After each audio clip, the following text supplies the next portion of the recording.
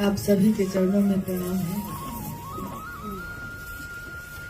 वरेण्य गुरु भ्राता के सानिध्य में इस उपवन में बैठे हुए हम सभी गुरु भाई गुरु बहन नमन करते हैं अपने गुरु शिव को, अपने साहब दीदी को, जिनके कारण आज हम सभी के गुरु शिव हुए हैं। क्योंकि मूल कारण तो वही है। आज जो हम लोग यहाँ बैठे हैं उसमें विभिन्न जगहों से आए हुए गुरु भाई गुरु बहन हैं, जिसमें पलामू से हैं, हावड़ा से हैं, सिंगरौली यानी मध्य प्रदेश से हैं, जामतारा से हैं, रेणुकूट से हैं, जपला, सीधी, शहडोल, नेपाल और रांची के लोग हैं। यानी कि देखा जाए तो 2 देश के लोग हैं। इतनी जगह में हम लोग समाये हुए हैं। एक समय ये भी गुजरा है जब साहब और मानीला मानंद जी के छोटे से घर में महादेव की बात शुरू हुई थी। उस घर में जगह कम थी, लेकिन दिल में जगह इतनी ज्यादा थी कि कितने भी लोग आते तो उसमें समा जाते हैं। तो महत्वपूर्ण ये होता है कि आपके दिल में क्या जगह है, किसके लिए। तो उसी में आप अव्यवस्था में भी व्यवस्था बना लेते हैं। अभी हम लोग इतने लोग बैठे हैं तो कोई दिक्कत में तो है ही नहीं है। चलिए, तो साहब ने कहा भी है हमेशा कि मेरी अव्यवस्था में ही व्यवस्था है।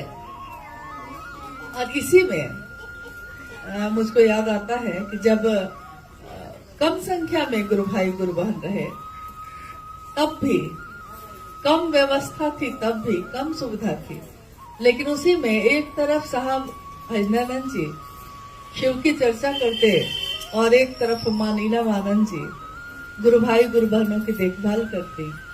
कुछ गुरु भाई उसी में से एक तरफ जाकर खिचड़ी बनाने लगते और हम सब भी बाद में एक साथ सब कोई मिलके भोजन करते।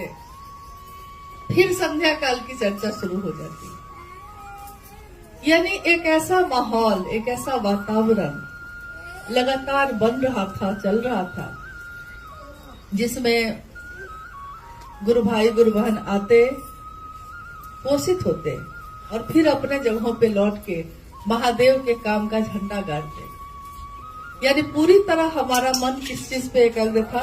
तो महादेव के काम पे, महादेव की बात पे। हम सुन भी रहे थे तो क्या सुन रहे थे? महादेव की बात। हम बोल भी रहे थे तो क्या?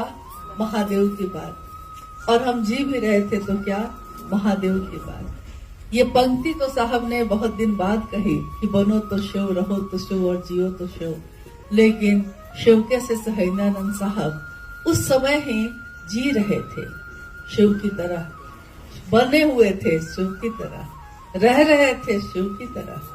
क्योंकि जो सबको देने वाला है महादेव, वो खुद भी कैसे है? तस्वीरों में हम देखते हैं महादेव चट्टान पे बैठे हैं, बाघंबर लपेटे हुए, नाग को गले में धारण किए हुए, और पता नहीं उस बर्फ वाले कैलाश पर्वत पे क्या मिलता होगा भोजन में। जो तस्वीर में हम लोग देखते हैं, तस्वीरें प्रतीक हैं उन चीजों की जो हमको आपको समझाती हैं कि न्यूनतम व्यवस्था में भी सुखी रहा जा सकता है। यानी सबसे जरूरी है मन का सुख।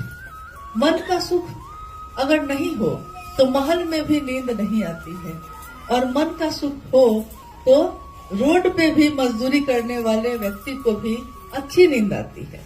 इतनी ज्यादा नींद आती है कि कभी कभी हम लोगों ने सुना है कि गाड़ियां जो जाती आती रहती हैं, कभी कभी तो चढ़ भी गई है, उसको पता नहीं चला। इतनी गहरी नींद। यानी मन का सुख तभी होता है जब हमारा मन वैसी सत्ता से जुड़ा रहे जो आनंद देते हैं, सुख देते हैं। और महादेव से ज्यादा तो ऐसी सत्ता कहीं और मिली नहीं। सही कहा मंडल सर ने कि महादेव से ज्यादा अपना कोई नहीं है। ये हमारे आपके जीवन में जो प्रतिदिन घटनाएं होती हैं, या हमारा आपका जीवन जैसे चल रहा है, उन घटनाओं से हम समझते हैं।